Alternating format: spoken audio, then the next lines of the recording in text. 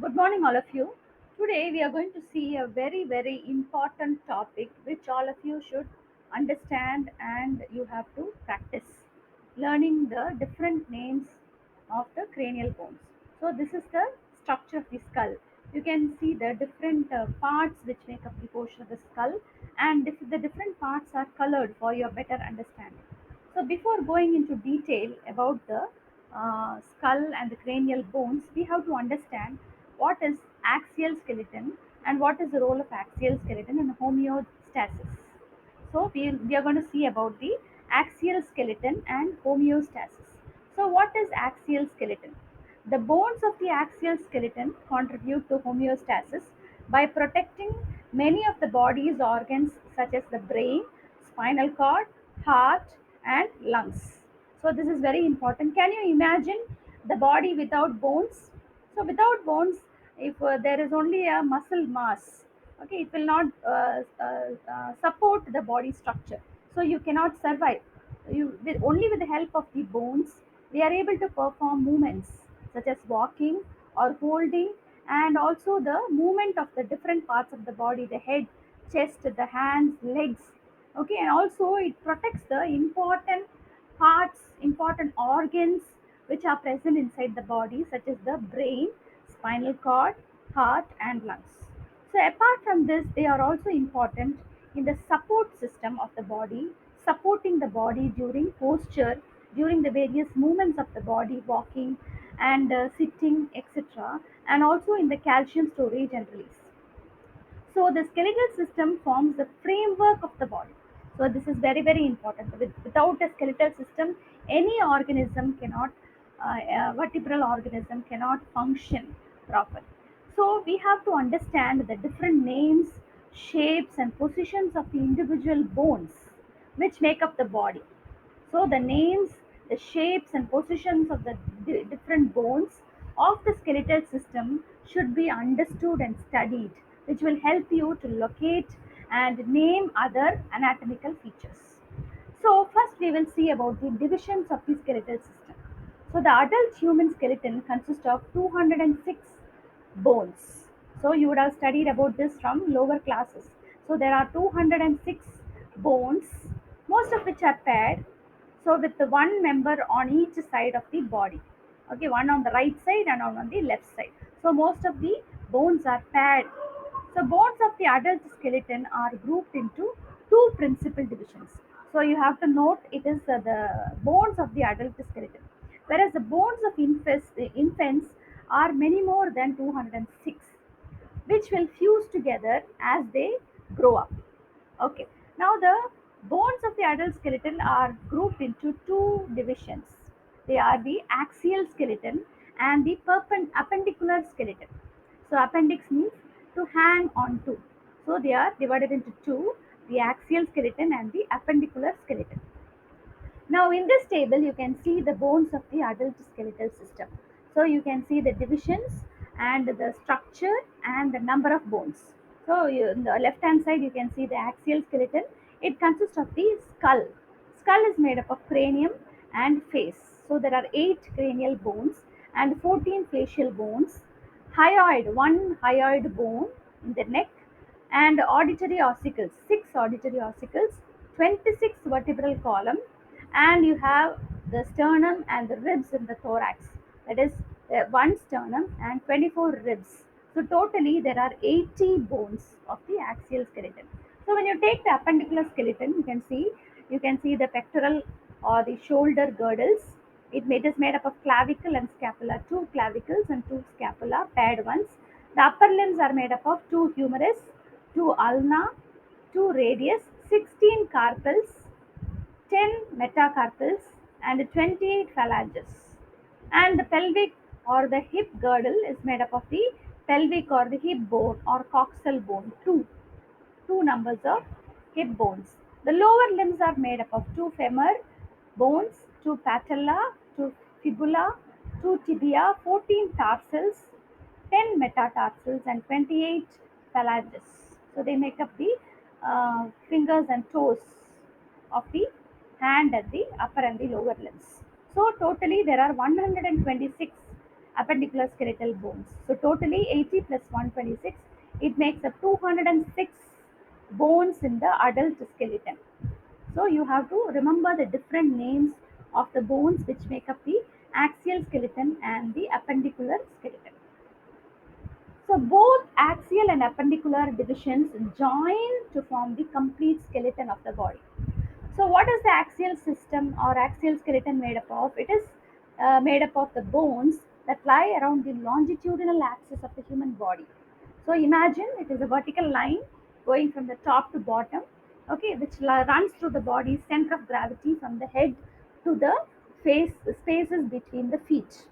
So, you have the skull bones, you have the auditory ossicles or the ear bones, hyoid bone, ribs, sternum or the breastbone, and bones of the vertebral column.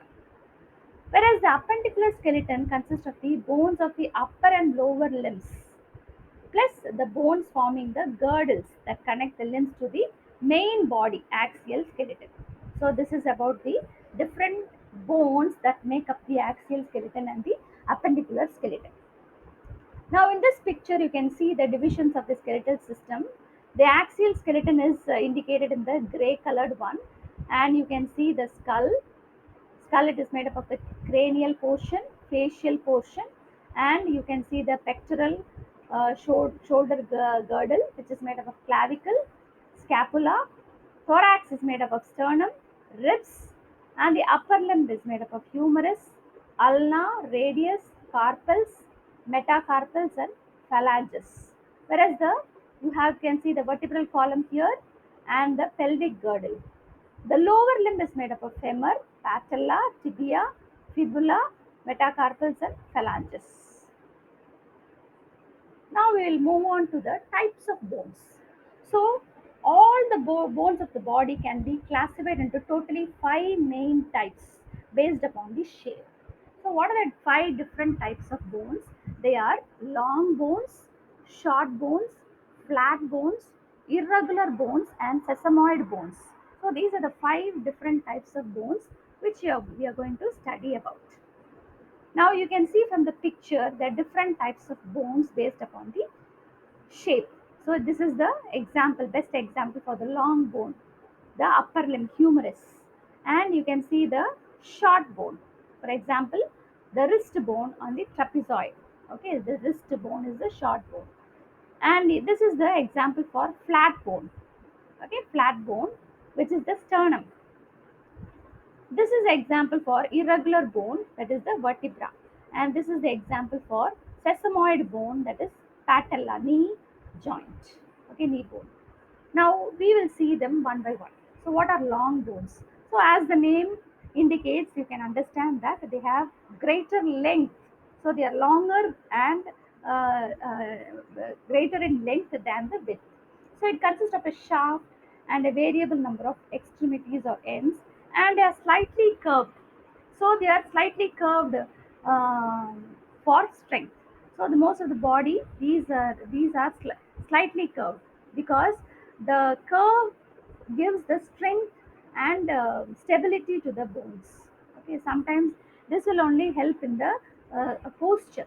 Okay, the posture on the holding capacity of the different bones. So long bones consist of the compact bone tissue in their diaphysis, but also have considerable amount of spongy bone tissues in their epiphysis. So long bones vary in size and include those of the femur, that is the thigh bone, tibia and femula leg bones, humerus arm bone, ulna and radius forearm bones, and phalanges finger and the toe bones. So these are the long bones of the body. Now, what are short bones? So, short bones are somewhat cube shaped and are nearly equal in length and width. So, the length and width are nearly almost equal. Okay, they consist of a spongy bone tissue except at the surface. So, which has a thin layer of compact bone tissue. So, they consist of, unlike the other one, long bone, they consist of spongy bone tissue except at the surface and a thin layer of compact bone tissue. So, what are the examples of short bones? They are wrist or the carpal, okay, except for pisiform, which is a sesamoid bone, and the tarsal, ankle bone, not the heel bone. Heel bone is a irregular bone, and the pisiform uh, is the sesamoid bone. Now we will see what are flat bones. From the name itself, you can understand they are generally thin and composed of two nearly parallel plates of compact bone tissue enclosing a layer of spongy bone tissue. So flat bones, what is their function? They provide protection, and also they provide extensive area for muscle attachment. So that is the role of the flat bones. They provide protection and areas for muscle attachment.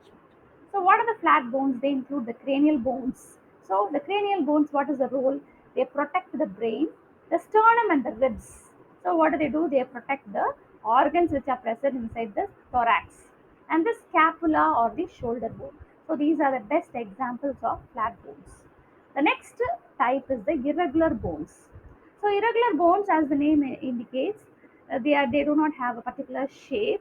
They have complex shapes, and they can group under any of the previous category. Can be long or short or flat, etc. They are irregular in shape. So they vary in the amount of spongy and the compact bone present inside. So you can see the examples are the vertebral bones or the backbones, hip bones, certain facial bones, and calcaneus. So these are the examples of the irregular bones. The next type of bone is the sesamoid bone. It is the name, from the name itself you can understand sesame. It resembles the sesame seeds. So they develop in certain tendons where there is considerable friction, tension, and physical stress, such as the palm and the soles of the hand and the legs. So the what is the role of the sesamoid bone? They protect the tendons. Okay, they protect the tendons from wear and tear, and often change the direction of a pull of a tendon, which improves the mechanical advantage of it at a joint. So that is the role of the sesamoid bone. They protect the tendons. So another type of bone, so all these are previous types, long, short, flat, irregular, they are based upon the shape. So an additional type of bone classification is the classified depending upon the location rather than the shape. So one such bone is the sutural bones. So from the name you can understand what is a suture. So sutural bones are small bones located in sutures. That is, sutures are some joints. So joints which join two different bones, immovable joints in the adults between the cranial bones, which we will be studying in the coming slides. So their number varies from person to person. Now, another important topic, what we are going to see is about the bone surface markings. So there are two major types of surface markings. Number one is the depressions and openings, and number two is processes. So what are depressions and openings? So they are, as the name implies, openings will allow the passage of soft tissues such as blood vessels and nerves or form joints. Okay, so they allow the depressions and the openings, they allow the passage of soft tissues like the blood vessels and the nerves or form joints. The processes are projections or outgrowths that either help form joints or serve as attachment points for connective tissue such as ligaments and tendons. So these are the two important bone surface markings, the depressions and openings and the processes. So, so now this table shows you the different bone surface markings. So you can see this is the marking, this is the description and example. So what are depressions and openings? So they are the sites allowing the passage of soft tissues like the nerves, blood vessels, ligaments, tendons, or formation of joints. So they are fissures. From the name, and you can understand fissure is a slit, opening, narrow slit between adjacent part of the bones through which the blood vessels or the nerve passes. So example is superior orbital fissure of the sphenoid bone. You can refer the figures later. The next one is a foramen. Foramen is the hole. So opening through which blood vessels, nerves, or ligaments pass through is called as a foramen. So you have to remember these names because you're going to come across all these names in the future lessons in physiology. So the example is optic foramen of the sphenoid bone. Number three is fossa. Okay, the plural is fossae. It means it is a shallow depression. Example is coronoid fossa of the humerus. The fourth one is sulcus, sulci, plural is sulci, sulcus. It is a furrow along a bone surface that accommodates a blood vessel, nerve, or tendon. You can see the intertubercular sulcus of the humerus. Number five is meatus. So meatus is a passageway or it is a tube-like opening. You can see it is in the auditory meatus, external auditory meatus of the temporal bone. So these are the depressions and openings. And what are the processes? Processes are projections or outgrowths on bone that forms joints or attachment points for connective tissues such as ligaments and tendons. So processes that form joints are condyle. Okay, so it means knuckle.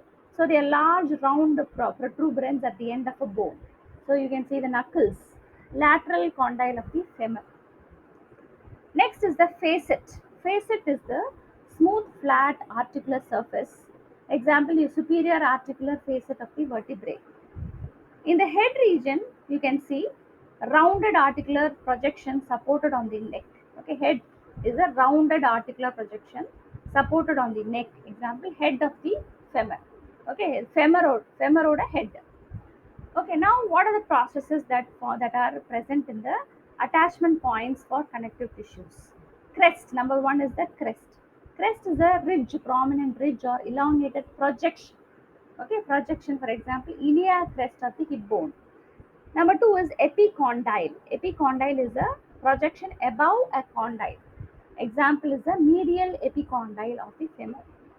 Third one is a line, which is a long, narrow ridge or a border, less prominent than a crest. Not as big as the crest, but less prominent. Example, linea aspera of the femur. Next, you have the spinous processes. So they are sharp, slender projection. That is the spinous process of a vertebrae. Next is the trochanter. They are very large projections found in the greater trochanter of the femur. Next is the tubercle. Tubercle is a small round projection again found in the tumor. The last one is the tuberosity. It is a large rounded, usually roughened projection found in the hip bone. So these are the different bone surface markings which you have to remember. Fissure, foramen, fossa, sulcus, meatus, condyle, facet, head, crest, epicondyle, line or linea, spinous process, trochanter, tubercle, tuberosity. Now we will move on to the skull. So what is a skull? Skull is a, if I can call it as a cranium, and it is made up of cranial bones. So there are 22 bones. Okay, 22 cranial bones which rest on the upper or the superior end of the vertebral column or the backbone. So it sits on the backbone. That is upper end or the superior end of the vertebral column. So the bones of the skulls are grouped into two categories. So what are they? Cranial bones and facial bones. So these two bones make up the skull region. So the cranial bones are called as the crani, means brain case, from the forms the cranial cavity. So this encloses the brain and protects the brain from any fall or hard objects. Okay, the brain is a very soft organ inside the cranial or the skull. So, what are the eight cranial bones? So, it is formed of eight cranial bones and 14 facial bones. So, the eight cranial bones are the frontal bone, two parietal bones, two temporal bones, the occipital bone, the sphenoid bone, and the ethmoid bone. So, this you have to remember very well. The eight cranial bones are the frontal bone, two parietal bones, two temporal bones, the occipital bone, the sphenoid bone, and the ethmoid bone. There are 14 facial bones that forms the face. So what are they? Two nasal bones, two maxillae, two zygomatic bones, the mandible, two lacrimal bones, two palatine bones, two inferior nasal conchae, and the vomer. So these are the facial bones.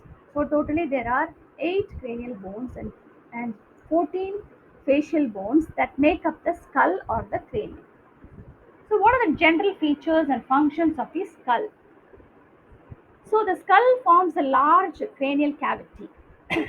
Okay, the skull also forms several smaller cavities also apart from the large cranial cavity. It forms several smaller cavities.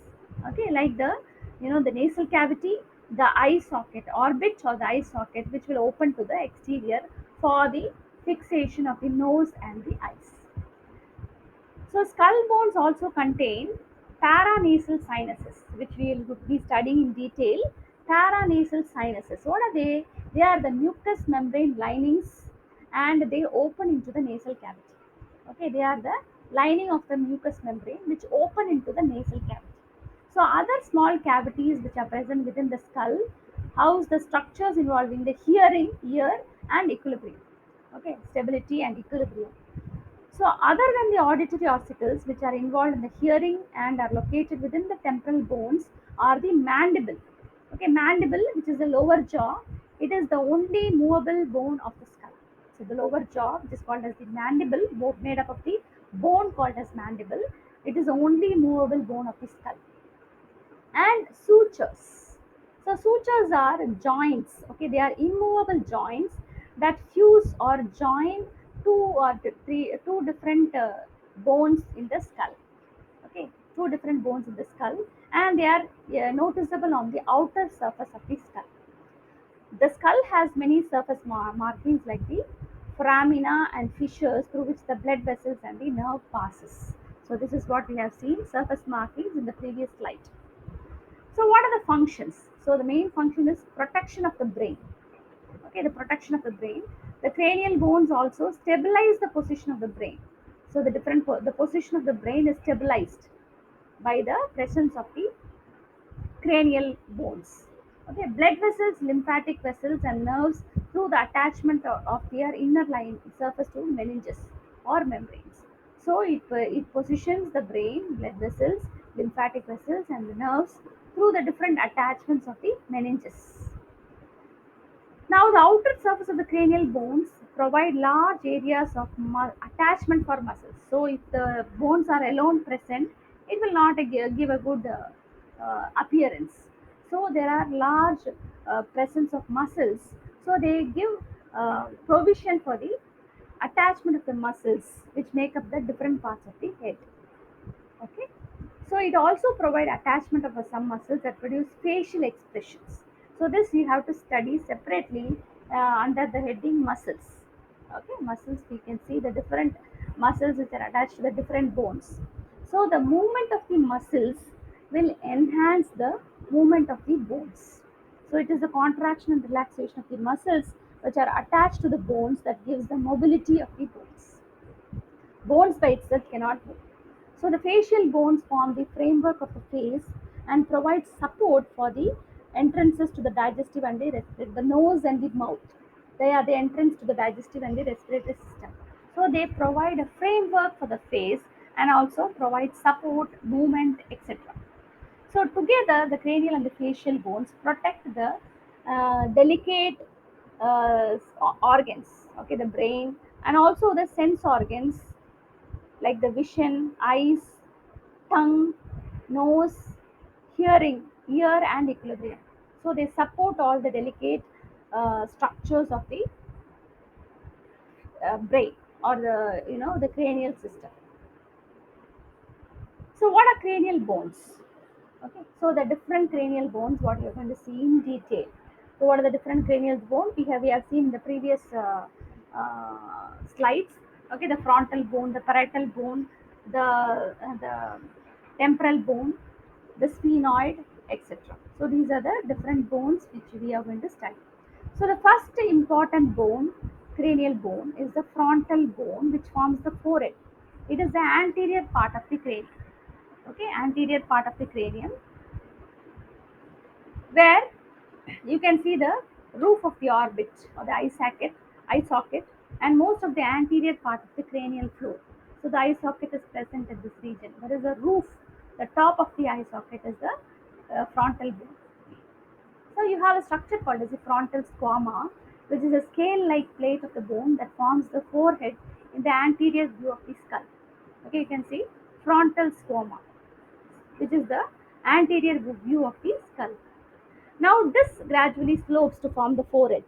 Okay, it slopes inferiorly from the coronal suture to the top of the skull, then angles abruptly and becomes almost vertical.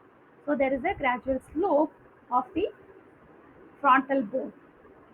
Superior to the orbits, the frontal bone thickens, forming the supraorbital margin, which we will still see in the picture.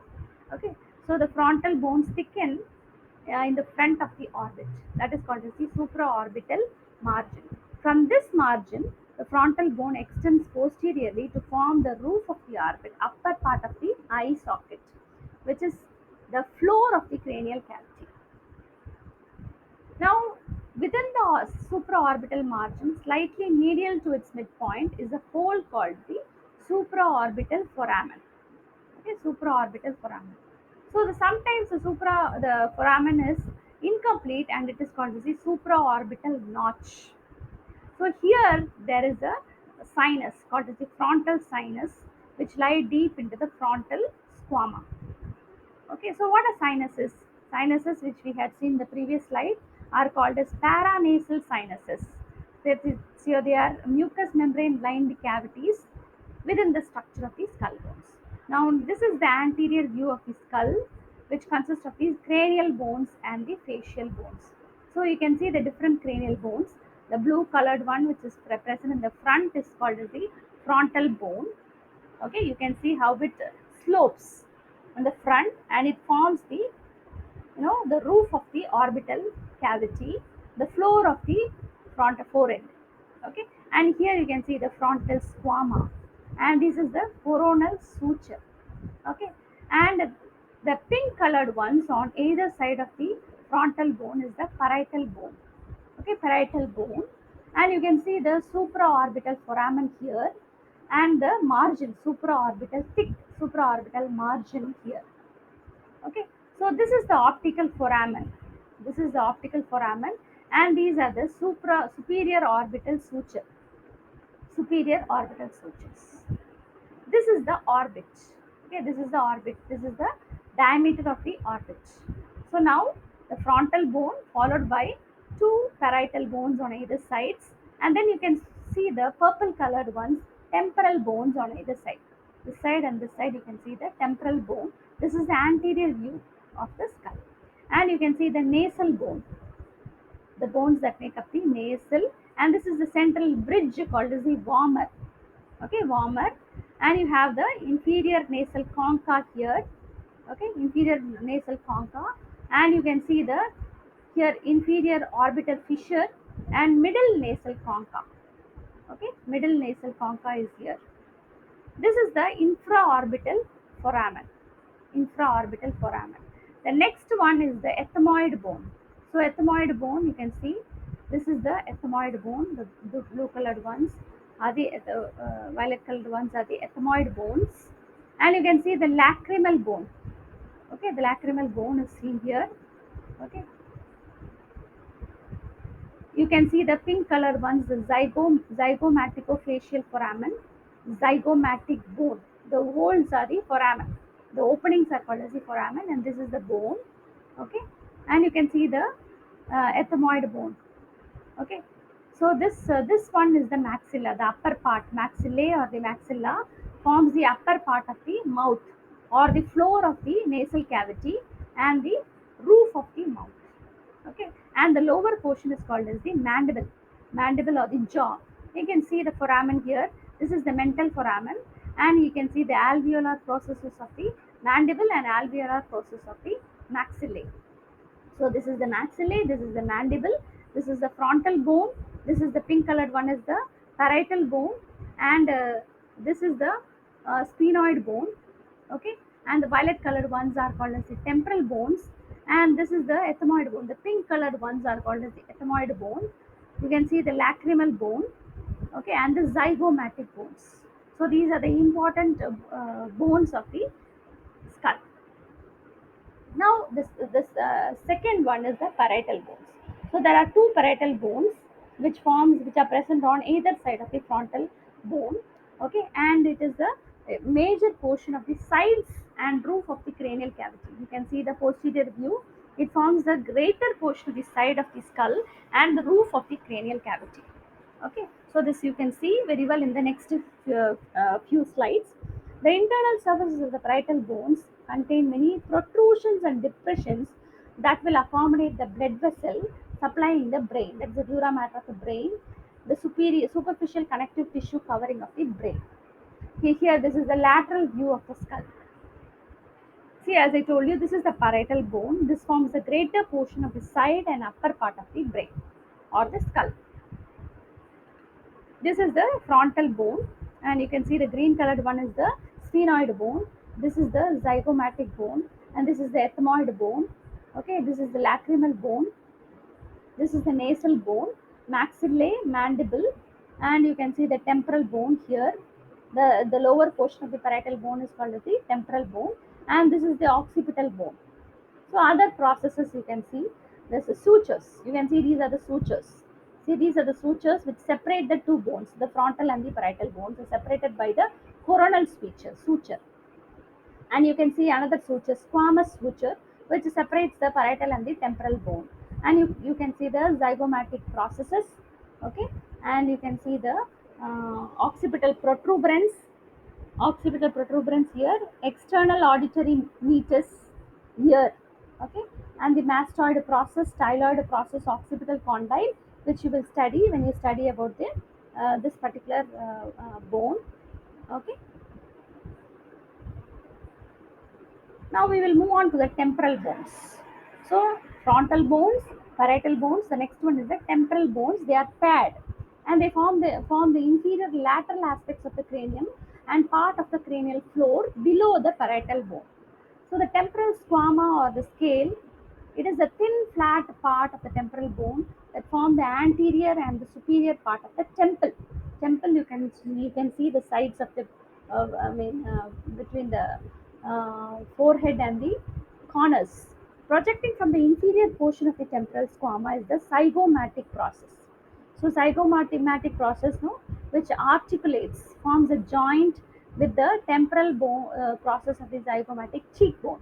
So this will help in the movement of the cheekbone. So zygomatic processes of the temporal bone and the temporal processes of the zygomatic bone forms the zygomatic arch. You can see the zygomatic process, okay, and the arch. So there is a socket called as the mandibular fossa, which is located on the inferior posterior surface of the zygomatic process of each temporal bone. Okay, that is called as the mandibular fossa. Anterior to the mandibular fossa is a rounded elevation called as the articular tubercle.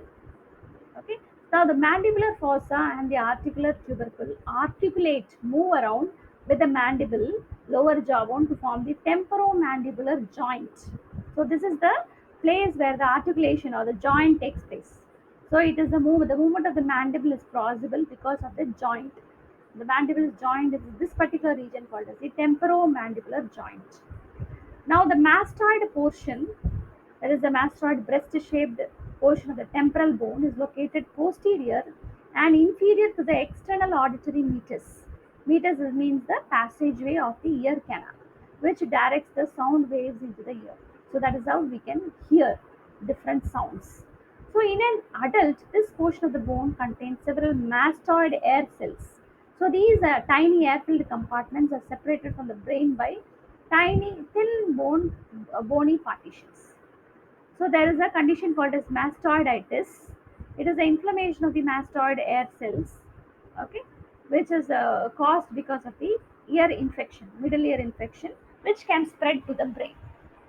This mastoid process is a rounded projection of the mastoid portion of the temporal bone, posterior and inferior, behind and below the external auditory meatus. So it is the attachment point for several neck muscles. Now you have the external auditory meatus, and now the internal auditory meatus. It is the opening through which the facial nerve, that is the seventh facial nerve, and vestibular cochlear nerve, eighth nerve passes. Okay, this is the opening. Internal auditory meatus is the opening for the seventh and the eighth nerve. Seventh nerve is the facial nerve, and eighth one is the vestibular cochlear nerve. You have the styloid process, which projects inferiorly from the inferior surface of the temporal bone, and it serves as a point of attachment for the muscles and ligaments of the tongue and neck. So, styloid process, this is the place of attachment for the muscles of the tongue and the neck. Between the styloid process and the mastoid process is the stylomastoid foramen, through which the facial nerve and the stylomastoid artery passes. Stylomastoid foramen. So this is the, you can see the medial view of the sagittal section of the skull. Okay, there is a medial view. You can see this is the sagittal section when it is cut into half. What you can see.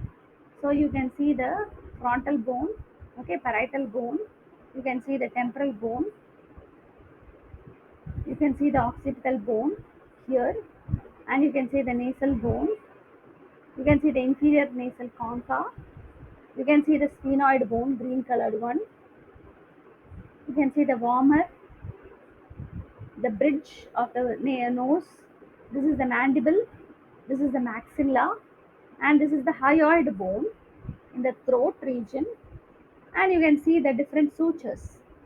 Okay, you can see the coronal suture here, which divides the frontal and the parietal bone. You can see the squamous suture. This is the internal auditory meatus, and there is an external auditory meatus which we had seen in the previous picture. This is the hypoglossal canal.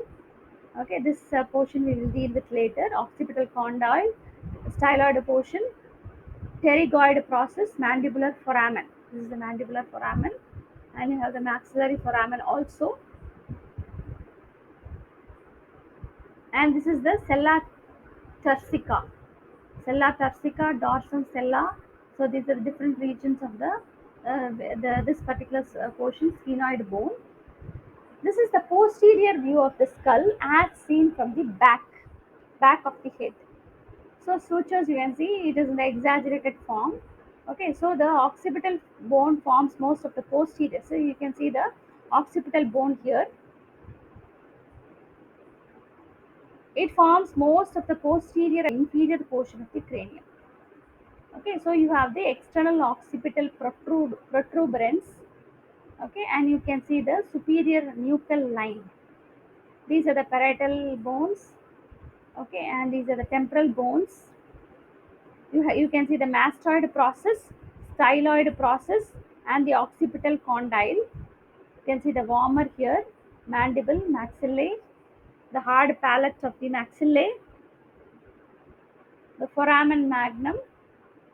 All this you can see here.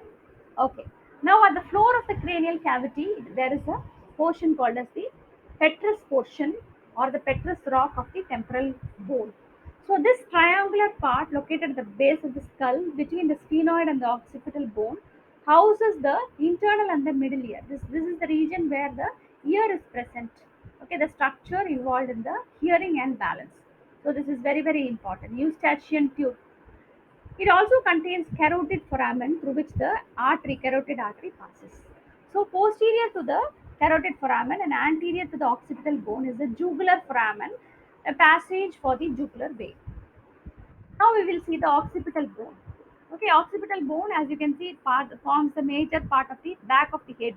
Okay, back of the head, posterior and part of the cranium or the head. So foramen magnum, as we have seen in the previous picture, is a large hole. It is in the inferior part of the bone. The medulla oblongata, the inferior part of the brain, connects with the spinal cord within this foramen, within the opening called as the foramen magnum. And the vertebral and the spinal arteries also pass through the foramen magnum. So this is a very important large hole or opening. The occipital condyles, it is an oval process with convex surface on either side of the foramen magnum. So this is a joint articulates with the depression on the first cervical vertebra to form the atlanto-optical occipital joint. So this is a joint, no, which will allow you to say nod your head S. So yes, nodding is because of this particular joint. So superior to each occipital condyle on the inferior surface of the skull is the hypoglossal canal. Okay. The external occipital protuberance is the most prominent midline we have seen in the occipital bone. This is the external occipital protuberance, a prominent line or midline projection on the posterior side of the cranial bone, just above the foramen magnum. So you can see the different, hard structures or bump in the back of the head above your neck. So that is what is the occipital protuberance. The different shapes also can be felt with the hand. Okay, for different people. So a large fibrous elastic ligament, the ligamentum nuchae. Okay, the nape of the neck extends from the external occipital protuberance to the seventh cranial vertebra to help support the head. So that is the neck region, which will support the head to the vertebral column. Extending laterally from the protuberance are two curved ridges. Okay, we have seen the two curved ridges, superior and the inferior nuchal lines. So this is the region where the muscle attachment takes place. So this is the inferior view of the skull seen from the beneath. Okay, you can see the arrow pointing like this, seen from underneath. So you cannot see the frontal bones here. You can see only the temporal bone, occipital bone, and the sphenoid bone. You can see here, and the different regions you can see the pterygoid process, articulate tubercle, foramen lacerum, styloid process, external auditory meatus, stylomastoid foramen, mastoid process, foramen magnum. This is the large hole, no, through which the vertebral column, spinal cord, everything passes through this. Okay, the lumboid suture, the this is the external occipital protuberance, and you can see the lines, inferior nuchal line and the superior nuchal line here, and you can see the warmer sphenoid bone, foramen ovale, foramen spinosum, mandibular fossa, carotid foramen, jugular foramen. So we have seen no carotid artery and the jugular artery, occipital condyle, etc. All this can be seen in this particular view. The next bone is the sphenoid bone. So far we have seen about the frontal bone, parietal bone, temporal bone, occipital bone, and the sphenoid bone. So this is the sphenoid bone. This is a wedge-shaped bone which lies in the middle part of the base of the skull. So this bone is the keystone of the cranial floor because it articulates with all the other cranial bones, holding them together. So this is the place now which actually articulates the head. So view the floor of the cranium superiorly and note the sphenoid articulations. So what are the sphenoid articulations? You will see. It joins anteriorly with the frontal bone, laterally with the temporal bone, and posteriorly with the occipital bone. So this is a very very important bone which connects the frontal, temporal, and the occipital bones together. Okay, so it forms a connection. The sphenoid lies posteriorly back and slightly superior to the nasal cavity. So you can see the structure. Okay, it lies posteriorly and slightly superior to the nasal cavity and forms part of the floor, side wall, and rear wall of the orbit, eye socket. So this is the shape of the sphenoid bone resembles a butterfly with outstretched wings. You can see a larger wing and the smaller wing. The body of the sphenoid is the hallowed cube-like medial portion between the ethmoid and the occipital bone. So it is present between the ethmoid and the occipital bone. The space inside the body is called as the sphenoidal sinus. Here also you have another sinus which contains the mucous membrane which drains the mucus into the nasal cavity. You have the sella turcica which we have seen in the picture. It is a bony saddle shaped structure on the superior surface of the body of the sphenoid. Now there is a tuberculum sellae, which is the anterior part of the sella turcica, which forms the horn of the saddle. The ridge is called as the tuberculum sellae. The seat of the saddle is a depression, that is the hypophyseal fossa, which contains the hypophyseal pituitary gland. Okay, this is a depression which contains the pituitary gland. The posterior part of the sella turcica forms the back of the saddle is another ridge called the dorsum sellae. So these are the different regions of the sphenoid bone. So what are the different regions? Sphenoidal sinus, sella turcica, tuberculum sellae, hypophyseal fossa, dorsum sellae, etc. So as I told you, there are two wings, greater wing and the lesser wing.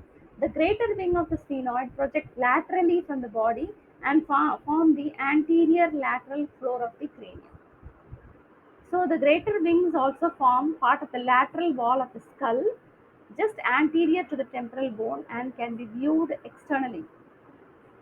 The smaller wings are called as the lesser wings. It forms the ridge of bone anterior and superior to the greater wings.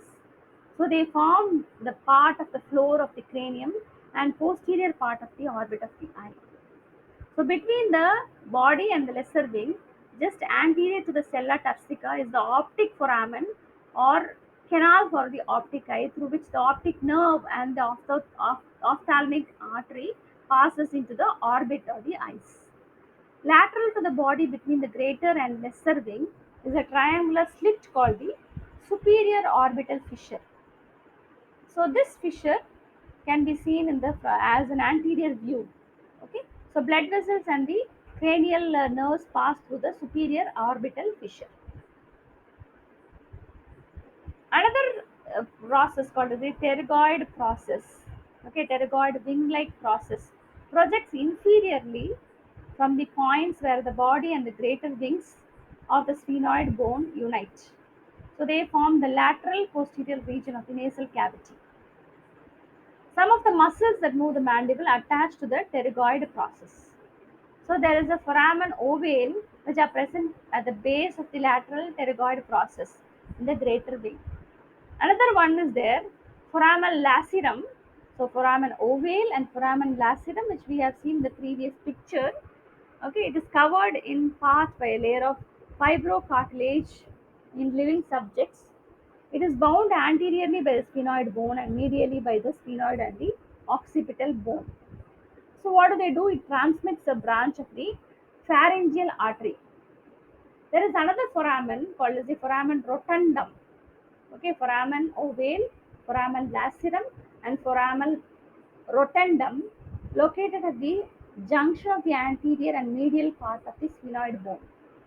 So here, what does it do? The maxillary branch of the trigeminal nerve passes through the foramen rotundum.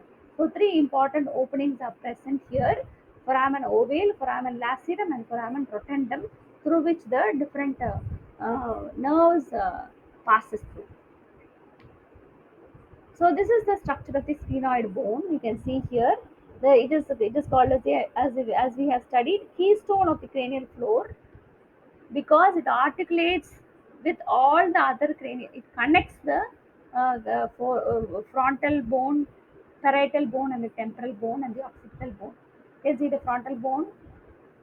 So this is the ethmoid bone. Okay, so sphenoid bone we will see here. This is the, you can see the lesser wing. Okay, and great. This is the greater wing.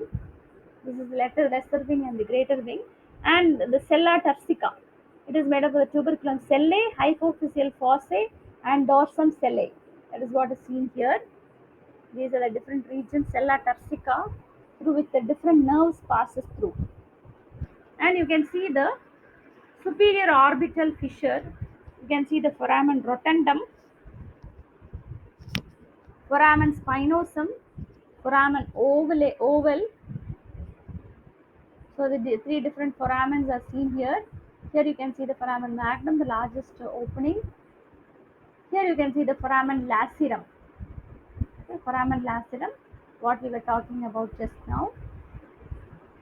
So this picture shows clearly the anterior view of the sphenoid bone. You can see these are the lesser wings and these are the greater wings, and you can see the optical foramen here. So these are the sphenoidal sinus. Two sphenoidal sinuses are seen. So this is the superior orbital fissure. Superior orbital fissure. This is the body of the sphenoid bone, and you can see the foramen rotundum here. Foramen rotundum, and these are the pterygoid process. Okay, these are the pterygoid processes. Next bone is the ethmoid bone. So this is also a very important bone. If the name suggests that the ethmoid is a sieve-like structure, it is a sponge-like structure. Okay, and located in the midline in the anterior part of the cranial floor, medial to the orbits. Okay, near the orbits. So it is anterior to the sphenoid and posterior to the nasal bone. In front of and behind, in front of the sphenoid bone and behind the nasal bone. So they, what are the different parts of the ethmoid bone? Okay, so it forms the part of the anterior portion of the cranial floor. So the anterior cranial floor, okay, the part of the cranial floor is made up of this ethmoid bone. Medial walls of the orbit, okay, eye socket, no? The medial walls of the eye orbit. The superior portion of this is the most important region of the nasal, okay, nose or the nasal septum. Superior upper part of the nasal septum, a partition that divides the nasal cavity into the right and the left nasal cavity, and most of the superior side walls of the nasal cavity. The ethmoid bone is a major supporting structure of the nasal cavity. So this you will study in detail in the respiratory system. So this you have to understand about the ethmoid bone, the different regions of the ethmoid bone, and whether how it forms the cranial nerve, that is the floor of the cranial bone, nasal septum, etc. So this is the structure of the ethmoid bone. You can see here. This is the frontal sinus, and the ethmoid bone is made up of crista galli, olfactory foramen, cribriform plate, concha, superior, middle, and inferior nasal concha, palatine bone, maxillae, and mandible. So this is the region. You can see the sponge-like structure. Okay, this is the posterior and this is the anterior. This is the ethmoid cells of the ethmoid sinus, lateral mass, cribriform plate, crista galli, olfactory foramen. These are seen here. So here you can see the lateral mass, okay, the superior nasal concha, the middle nasal concha, all that you can see here. You can see the warmer, okay, the right orbit, crista galli, perpendicular plate, middle nasal concha, inferior, and the warmer can be seen here. So this is a very, very important portion of the nasal cavity. So what is a cribriform plate? What is an olfactory foramen and crista galli? Okay, cribriform plate, it is a sieve-like structure of the ethmoid bone which lies on the anterior floor of the cranium and forms the roof of the nasal cavity. So this plate contains the olfactory foramina, that is the opening through which the olfactory nerve passes. Projecting superiorly from the cribriform plate is a triangular process called the crista galli. Okay, it is a gallicock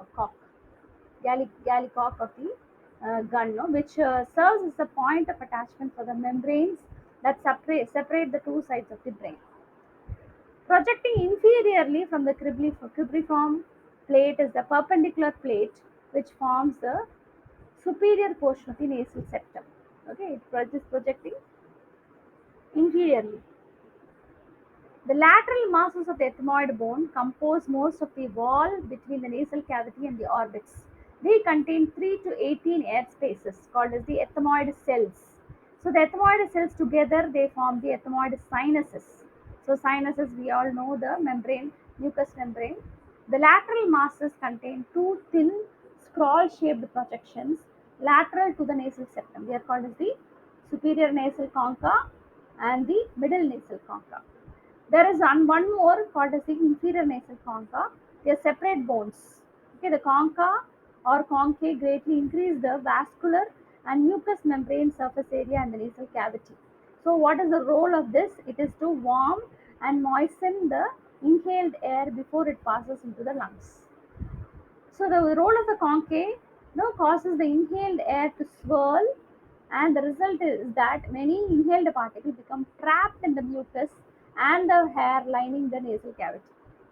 The action of the conchae helps to clean the inhaled air before it passes into the rest of the respiratory passage. The superior nasal concha are near the olfactory foramina of the cribriform plate where the sensory receptors for smell olfaction is present. Okay. Eh, this this area they increase the surface area for the sense of smell. The next one is the facial bones. So there are 14 facial bones. Now the shape of the face changes dramatically during the first 2 years of birth. So the brain and the cranial bone expand after the first set of teeth is formed. Again, the paranasal sinus also increase in size. So the growth of the face stops at the age of 16 years. Okay, till then they become the adult. So till then, there are different changes that is happening in the bones of the face. 14 facial bones are there, out of which there are two nasal bones, two maxillae, two zygomatic bones, mandible, two lacrimal bones, two palatine bones, two inferior nasal conchae, and the vomer. So, what are the nasal bones? The paired nasal bones meet at the midline and forms the bridge of the nose. Okay, the rest of the supporting tissue of the nose is made up of cartilages. Okay, this is the main bone which forms the bridge of the nose. Maxillae. Maxillae is the upper part of the jaw bones. Okay, that is the upper jaw. It is a pad. Okay, maxillae, maxilla unites to form the upper jaw bone. So they are very important.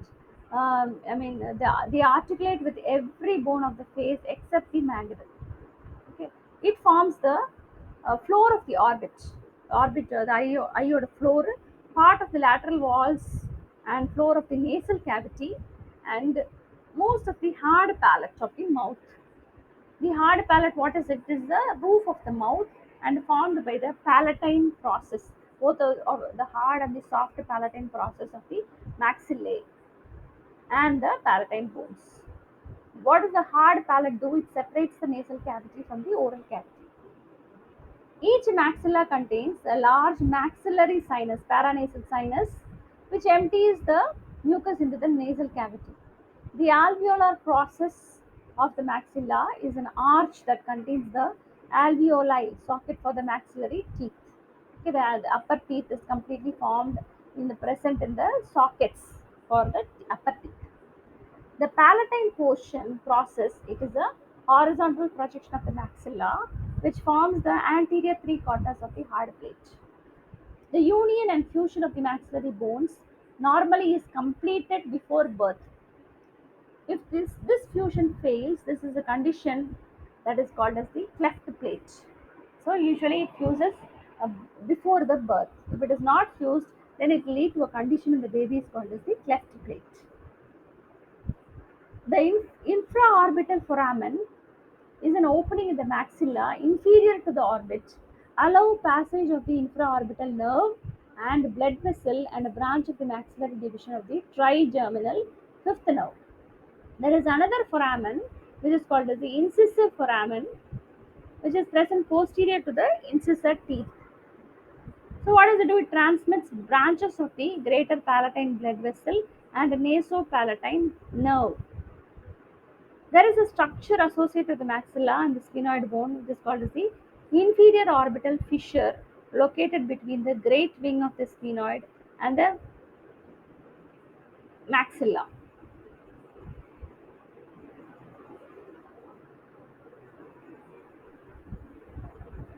Next is the zygomatic bones.